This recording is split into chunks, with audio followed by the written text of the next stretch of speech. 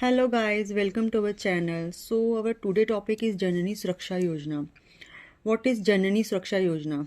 जननी सुरक्षा योजना is safe motherhood intervention. मतलब इसमें क्या होता है, ये एक योजना है जिसमें मदर और इन्फेंट जो होंगे, जो बच्चे होंगे, न्यूली बॉर्न बेबी, उनको प्रोटेक्ट करने की बात की गई है। ठीक है, अब ये जो जननी सुरक्षा योजना है किसके अंडर आती है? अगर आपको क्वेश्चन आता है एग्जाम में कि जननी सुरक्षा योजना किसके अंडर आती है, तो वो आपके अंडर आती है नेशनल रूरल हेल्थ मिशन।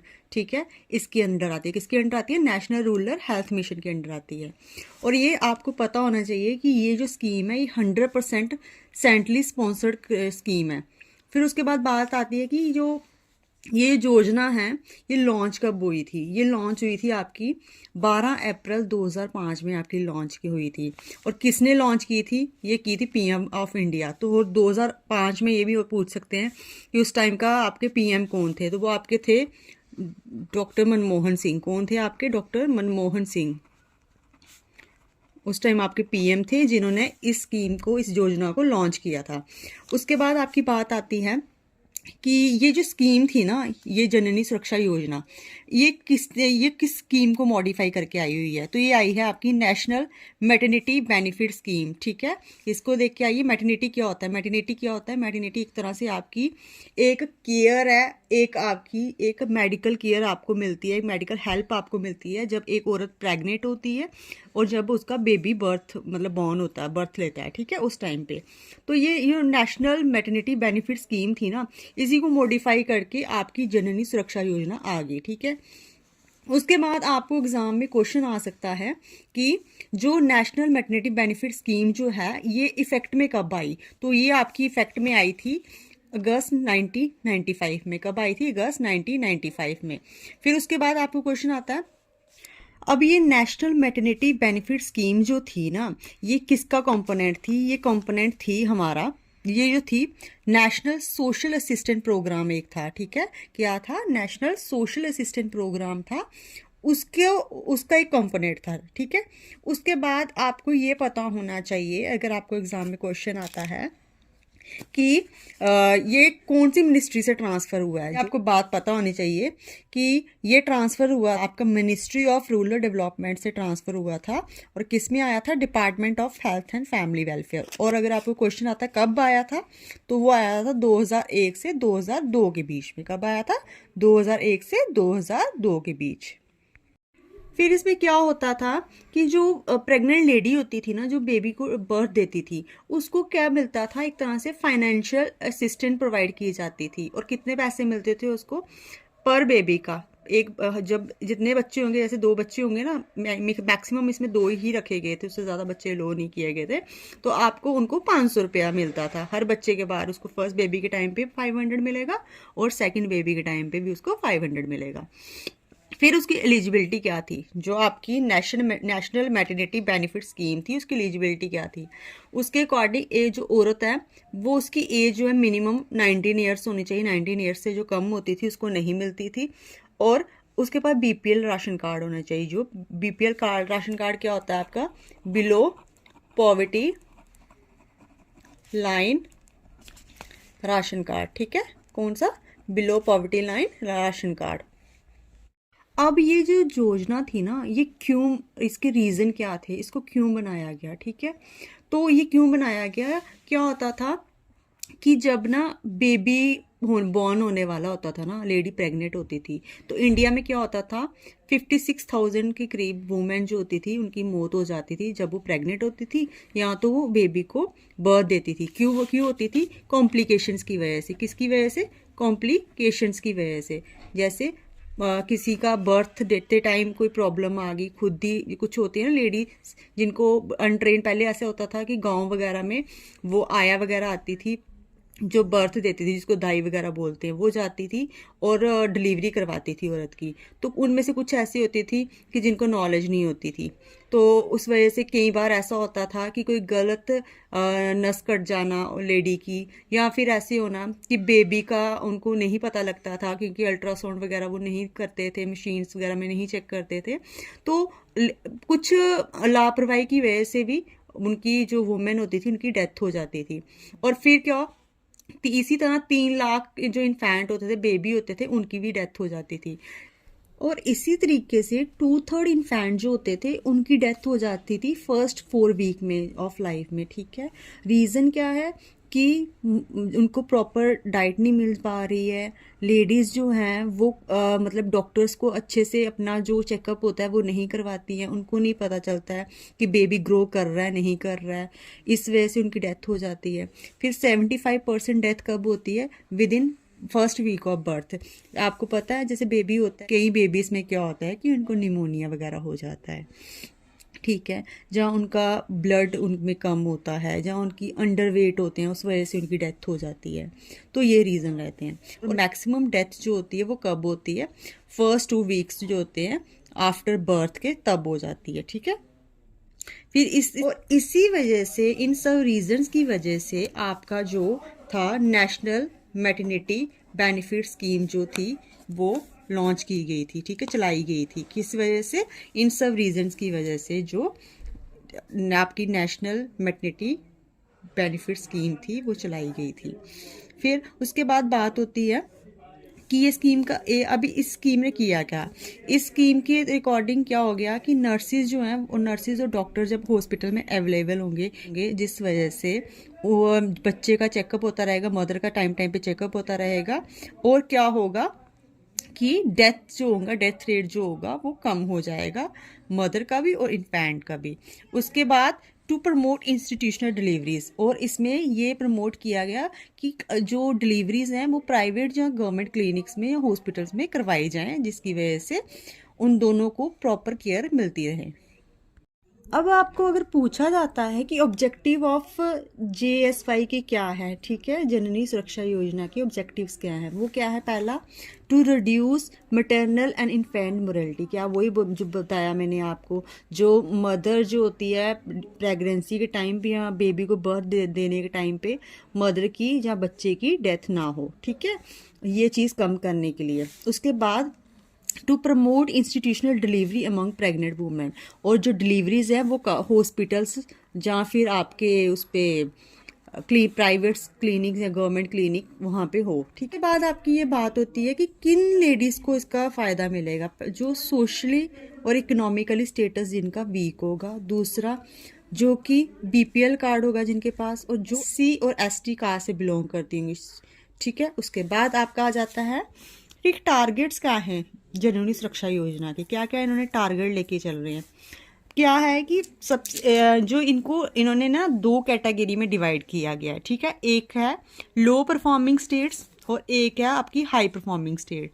तो लो परफॉर्मिंग में स्टेट्स अगर आपको आ जाता है, किसी स्टेट का नाम आ जाता है कि लो परफॉर्मिंग स्टेट, आपको ऑप्शन आ जाते हैं अलग अलग, तो आप उनमें से ये कोई ऑप्शन होता है तो आपको इस पर क्लिक करना है। अगर ये सब आते हैं तो आपको ऑल ऑफ वर्क कर देना है।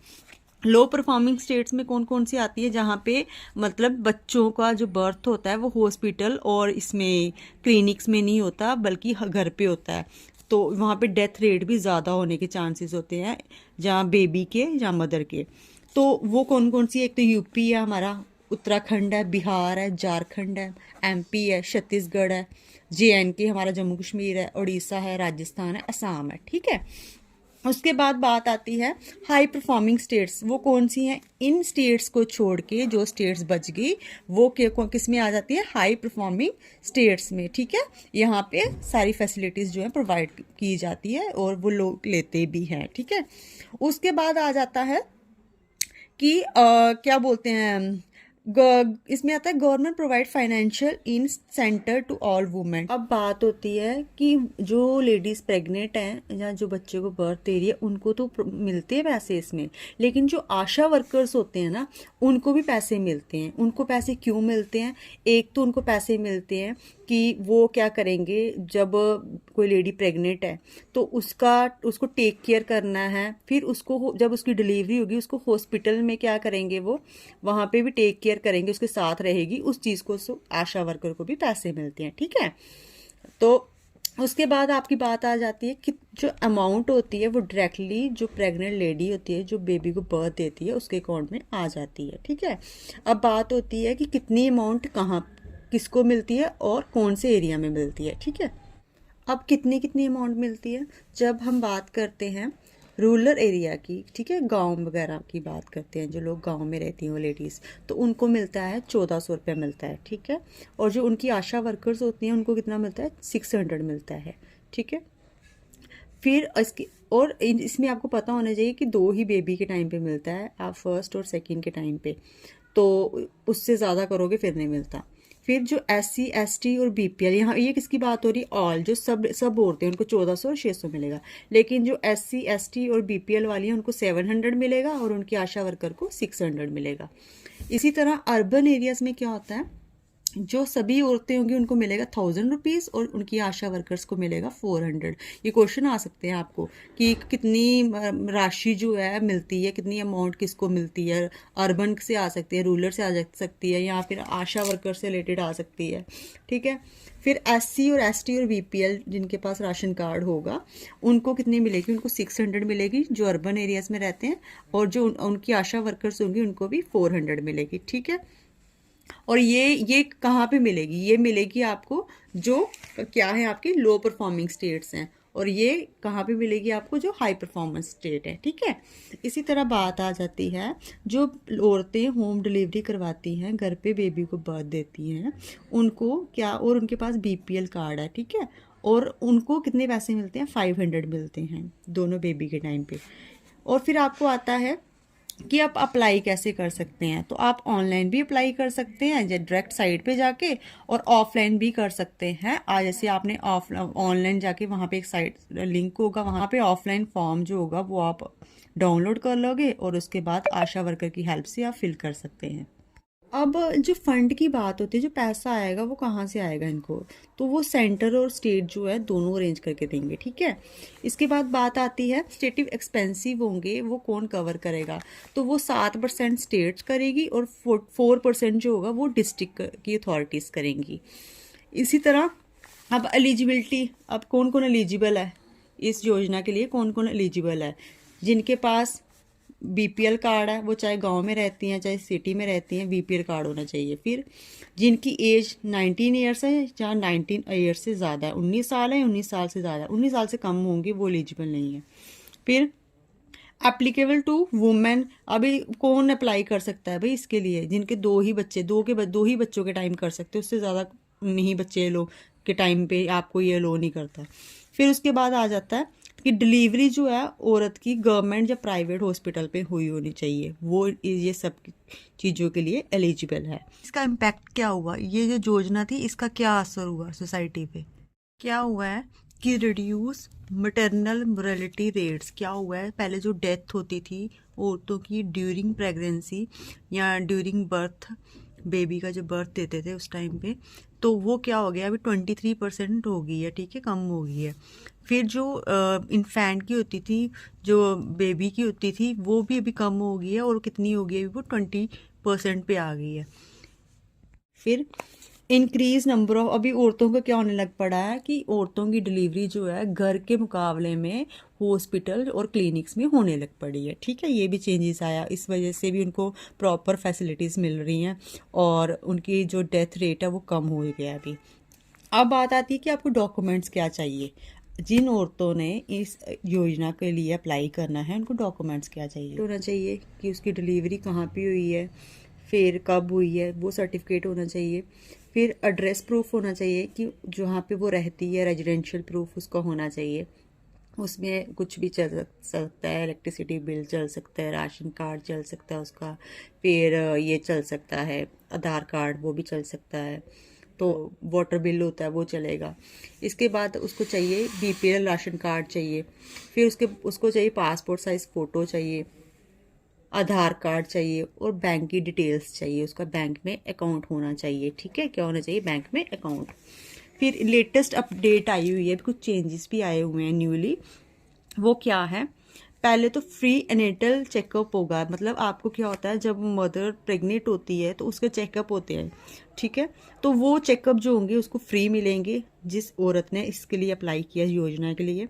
दूसरा क्या है, ASHA and anganwadi worker also support them with associated services during the post delivery period, मतलब डिलीवरी के बाद में जो जो सर्विसेज उसके लिए बनी हुई हैं वो सर्विसेज आशा वर्कर्स और आंगनवाड़ी वर्कर्स उसको हेल्प करेंगी प्रोवाइड करवाने में। फिर in the case of home delivery, अगर किसी की होम डिलीवरी होती है तो उसको 5,000 देगी, जो हमारी गवर्नमेंट ऑफ इंडिया है वो 5,000 देगी। किसके अकॉर्डिंग? इस जो योजना के अकॉर्डिंग। फिर this amount will be provided only birth of, वही मैंने आपको बताया कि 2 बच्चों के टाइम पे ही पैसे मिलेंगे। फिर this amount will be disbursed by the government. अब भाई जो अमाउंट होगी ना, ये जो गवर्नमेंट होगी वो जो लेडी होगी, मदर होगी, उसको कब देगी?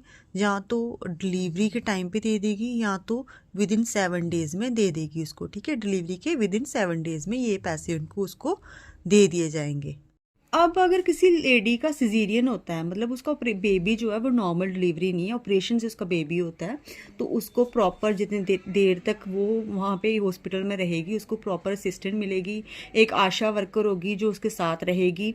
फिर 1,500 रुपया उसको प्रोवाइड किया जाएगा गवर्नमेंट के द्वारा। फिर क्या होगा कि जो आशा वर्कर साथ रह रही है ना, उसको 600 रुपीज़ मिलेगा प्रेग्नेंट वूमेन के साथ रहने का। ठीक है, और एक्स्ट्रा 200 चार्जेस एक्स्ट्रा मिलेंगे उसको। और ये 250 ट्रांसपोर्टेशन का मिलेगा, मतलब जो उसने आना जाना है उसका किराया वो उसको 250 रुपीज़ मिलेगा। तो आई होप आपको समझ आया हो। इतना ही है जो आपको एग्ज़ाम में आ सकता है, आप इसको ही अच्छे से पढ़ लीजिएगा। तो thank you very much, have a nice day.